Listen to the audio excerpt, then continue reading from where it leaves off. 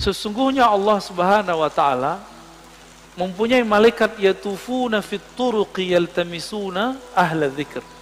Allah mempunyai malaikat-malaikat yang yatufun, bertawaf, berkeliling, mencari majelis ilmu. Ketika mereka bertemu, mereka berteriak, mereka memanggil kawan-kawannya, halummu ila hajatikum, wahai sahabat-sahabatku, wahai para malaikat, berkumpullah. Jika yang dipanggil itu ada manusia yang sudah mendekati karakter malaikat, maka dia juga terpanggil ke majelis itu. Jadi yang datang bukan hanya malaikat, tapi juga manusia yang karakter malaikatnya sudah hidup. Ya, itu mana hadisnya. Itulah sebabnya kenapa majelis-majelis zikir itu rame dulu. Masih ingat dulu Ustadz Arifin? Ya, rame nggak dulu? Cuma ya sayang, Ustadz Arifin tidak berthariqah. Akhirnya tidak ada kaderisasi murid menjadi mursyid. Karena beliau bukan mursyid. Tapi kita berterima kasih, berkah beliau Indonesia dizikirkan dengan zikirnya yang khas, dengan suara serak-serak basahnya yang lumayan, ya. Tapi beliau meninggal, ya sudah. Untungnya di negeri ini banyak mursyid-mursyid tarekah, ya. Kita beruntung banyak mursyid-mursyid yang mereka memegang ajaran-ajaran zikrullah, meskipun dituduh ahli bid'ah, dituduh sesat, dituduh gila, mereka nggak mau hiraukan, mereka tetap jalan. Ya.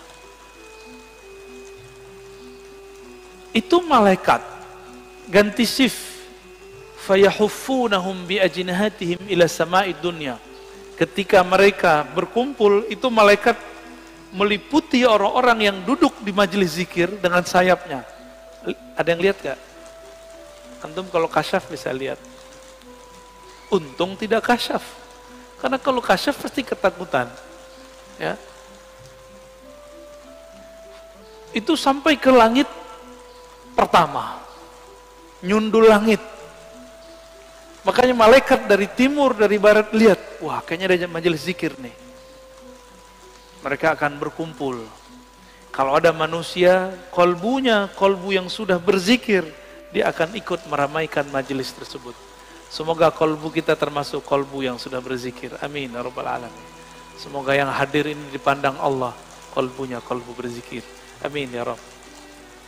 Lalu mereka ditanya oleh Allah, wa huwa a'lamu bihim, pada Allah lebih tahu keadaan mereka. Ma yaqulu abdi, apa yang dibaca oleh hambaku wahai malaikat? Lalu mereka mengatakan, mereka bertasbih kepadamu ya Allah, bertahmid ya Allah, bertakbir ya Allah, bertahlil. Apa kata Allah? Hal ra'auni, apakah mereka melihatku? Lalu para malaikat menjawab, tidak ya Rabb. Seandainya mereka melihat aku, bagaimana? Oh, kalau kita udah melihat Allah, antum tuh gak mau kerja lagi, mungkin gak mau nikah lagi, ya udah asik dengan zikrullah. Ini hadisnya panjang ya, maka disebut dengan humul julasa la yashqa bihim jalisuhum.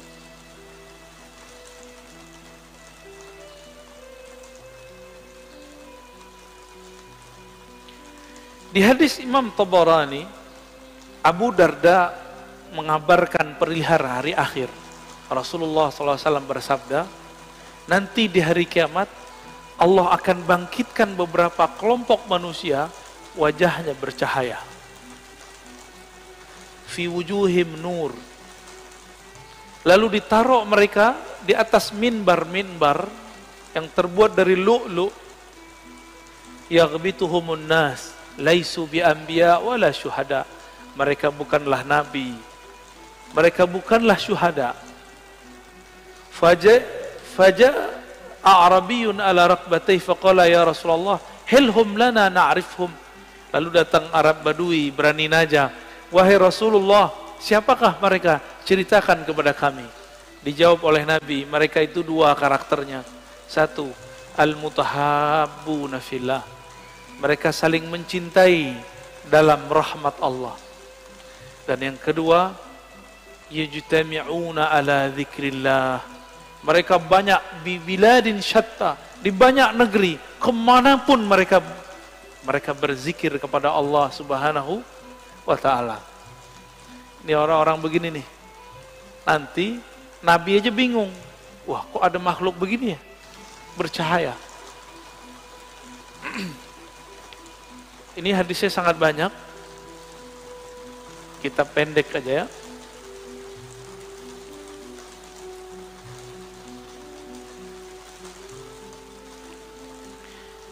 Ini kalau antum zikir, kumpul ya. Jadi dalil zikir berjamaah itu banyak. Nggak usah dihiraukan orang yang bilang itu bid'ah. Dia nggak ngerti hadis. Katanya ikut sunnah tapi nggak baca sunnah. Karena memang sunnah yang diikuti cuma beberapa doang. Cuma hadis kullu bid'atin dolalah. Ya, penjelasannya dia nggak belajar. Hadis Imam Ahmad, hadisnya sahih. Ma min qaumin ijtama'u yadhkuruna Allah azza wa jal la yuriduna bidzalika illa wajha. Nah, ini coba lihat lafaznya. Ma min qaumin ijtama'u. Tidaklah sekelompok kaum berkumpul, berjamaah. Berarti ini zikir jamaah bukan? Ya. Yazkuruna Allah, mereka pakai lafaz jamaah. Mereka mengingat Allah Subhanahu wa taala, tidak menginginkan kecuali ridha-Nya. Illa nadahum munadin minas sama. Kecuali ada yang berseru dari langit. Kumu maghfuran lakum. Ketika selesai berzikir, apa kata mereka? Ya sudah, kalian berdirilah, selesaikanlah, Allah mengampuni kalian.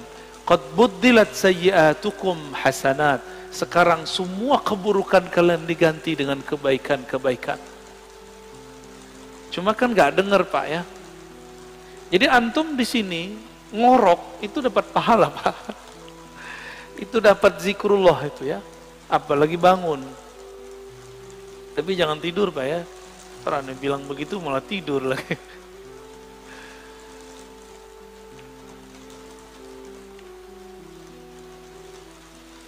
Sayyidina Ibnu Abbas menyebutkan keutamaan zikir. Jadi di sini ada kaul-kaul ulama mengenai keutamaan zikir. Kalau sholat ada batasnya atau tidak terbatas? Sholat bisa kapan aja nggak? Bisa kapan aja? Boleh nggak sholat di WC? Boleh nggak sholat habis subuh sampai terbit matahari? Ini jangan ada lagi saya lihat Pak ya. Lagi taklim sholat syuruk. Itu jahil namanya. Ya. Ini kita kasih tahu berulang-ulang. Ngaji satu bab, dengar satu hadis, itu lebih afdol daripada 100 rakaat. Antum dapat hadis. Kalau orang zikir ba'da sholat subuh berjamaah di masjid, lalu sampai syuruk, sholat 2 rakaat. Bagi dia pahala haji dan umroh, tamah, kan begitu. Sempurna. Itu kalau nggak ada taklim. Kalau taklim, apa kata Nabi? Lebih afdol daripada 100 rakaat. Bahkan di riwayat Ibnu Majah 1000 rakaat. Antum sholat 2 rakaat, lewat maklumat ini. Mungkin lagi sholat juga dengerin ceramah saya kali. Kalau belajar beribadah itu jangan konyol. Beribadah itu bil ilmi. Ya. Jangan beribadah itu bil jahli. Kalau nanti ada lagi ya sudah ya, kita nggak maksain. Kita nggak maksain juga Pak. Tapi kalau ada silakan. Ya. Tapi saya lihat ada aja di masjid, banyak masjid udah kita kasih tahu masih aja. Ya. Antum dengerin satu hadis itu lebih afdol daripada 100 rakaat. Padahal sholatnya cuma 2 rakaat. Ninggalin faedah 100 rakaat. Pilih mana? Kalau hitung-hitung duit, mana yang lebih untung? Yang ngaji. Sholat juga belum tentu khusyuk, ya. Kusut udah pasti.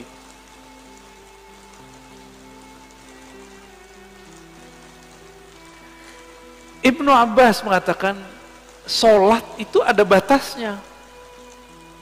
Tapi kalau zikir gak ada batasnya. Ya, sesuatu yang Allah wajibkan, tapi tidak ada batasnya, itulah zikrullah. nggak ada batasnya. Disebut dzikran katsira. Waktu kita kan 3 aja. Duduk, berdiri, tidur, benar nggak? Kalau lagi hidup nih, kalau udah meninggal ya berbaring deh, ya di liang lahat. Jadi waktu kita 3 aja. Nah, surat An-Nisa 103, surat Ali Imran ayat 191, itu kan menyebutkan mereka, kalau di An-Nisa perintah ya, fazkurullah. Kalau Ali Imran yazkurunallaha qiyaman, kan sama aja. Ingatlah Allah lagi berdiri, duduk dan tidur, berbaring. Waktu kita 3 aja, Pak. Jadi ayat ini oleh orang yang tidak paham dikira cuma itu mah zikir cuma sebentar doang, cuma 3 waktu. Padahal 3 waktu itu semua waktu kita. Semua waktu kita adalah berdiri, duduk, berbaring. Bapak naik mobil, duduk gak? Naik motor, duduk gak? Turun dari mobil, berdiri. Turun dari motor, berdiri. Istirahat, tidur, udah. Waktu kita cuma 3 aja. Antum baru paham ya? Lucu juga ya, padahal ayat udah dibaca dari kecil. Bahwa waktu al-awqat salasah. Qiyaman, wa qu'udan, wa ittija'an. Lucu juga ya, udah baca bertahun-tahun baru paham sekarang. Bahwa ternyata kita ini gak lepas dari 3 waktu itu. Saya lagi ngapain, Pak? Bapak lagi ngapain? Duduk, berarti harusnya zikir ya. Zikirnya kita pagi ini zikir ngaji, dan zikir ngaji lebih afdal daripada sholat sunat 100 rakaat.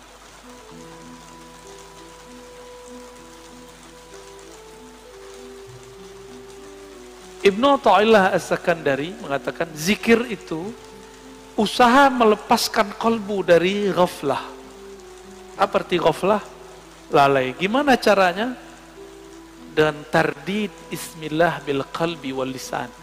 Dengan mengulang-ulang nama Allah dengan kolbu dan lisan. Maka ahli thariqah itu punya metode yang sangat sempurna sekali. Metode berzikir dengan kolbu dan berzikir dengan lisan. Ya. Nanti ada masanya di sini kita zikir. Saya talqinkan semuanya, Pak. Tergantung sirnya turun atau belum. Ini belum ada, Pak, sekarang belum. Karena kalau di kolbunya belum ada koneksi, itu ngefek. Ya. Bapak sholat aja nih, ada debat 1-2 orang masalah kunut, itu ngefek ke badan saya. Langsung gak nyaman rasanya. Itu terasa, Pak, bagi saya. Agak sensitif dikit. Ya. Jadi ada nih orang ngerasa, kunut, itu langsung gak nyaman saya. Apalagi di samping saya itu mengganggu sekali. Maka mending gak kasyaf, karena kalau kita kasyaf kedengaran isi hati orang, kan gawat ya. Kata Imam Al-Qushairi, az-zikru mansyurul wilayah wa manarul wuslah wa tahqiqul iradah. Zikir itu ciri-ciri kewalian. Orang jadi wali bukan karena zikir, tapi ciri-ciri wali zikir. Bisa bedain? Ciri wali itu zikrullah. Tapi kalau jadi wali bukan karena zikir, apa yang membuat orang jadi wali? Wali itu artinya kekasih. Kekasih itu pasti kenal. Kenal itu membuat dia jatuh cinta. Maka al-wali man ya'rifullah wa yuhibbu, yang mengenal Allah dan mencintai Allah, itu yang disebut wali. Tapi bagaimana cara kenal Allah? Allah sifatnya sangat sempurna sehingga tidak bisa kita terka-terka. Maka ada 2 mazhab sahabat, mazhab Abu Bakar dan mazhab Ali. Abu Bakar mengatakan, engkau bermakrifat, yaitu ketika engkau mengaku engkau tidak punya makrifat. Udah dipikirin-pikirin, gimana cara kenal Allah? Akhirnya kita mengatakan, ya Allah, akalku tidak sanggup untuk memahamimu. Qalbuku hanya sanggup menyebut namamu. Hanya engkaulah yang bisa mengenalkan dirimu. Maka Sayyidina Abu Bakar mengatakan, al-ajzu an darkil idrak, idrak. Ngaku tidak tahu, itulah ma'rifat sebenarnya. Menurut siapa? Abu Bakar As-Siddiq. Lain dengan Sayyidina Ali. Sayyidina Ali mengatakan, la ya'rifuka illa anta ya Rabb. Tidak kenal engkau kecuali engkau ya Allah. Maka kenalkanlah dirimu kepada kami ya Allah. Sayyidina Ali begitu mintanya. Ya. Jadi zikir itu mansyurul walayah. Itu pencirian wali. Berarti karena ini ciri-ciri wali, ada yang ngambil ciri-ciri wali, dia bukan wali. Ada yang ngambil zikir, tapi dia bukan wali Allah. Ini hati-hati. Hati-hati ya. Dia bukan wali Allah. Tapi dia memakai jaketnya wali. Yaitu zikrullah. Untuk apa? Nanti untuk kesaktian, untuk pelet, pelaris, bermahar itu, mahal itu maharnya. Ya. Orang-orang begini itu pakai wajah wali tapi dia bukan wali. Bisa bedain? Tapi orang mengira dia wali. Ya. Orang akan mengira dia kekasih Allah padahal dia sedang menipu Allah. Yukhadi'un Allah, ya. Mereka sedang menipu Allah. Hati-hati sama orang-orang begini. Ya. Oleh karena itu zikir itu bagi kita mesti bersanad dan berijazah supaya aman. Kalau nggak bersanad, nggak berijazah, bisa ketuker. Kita kira dia wali, padahal dia bukan wali.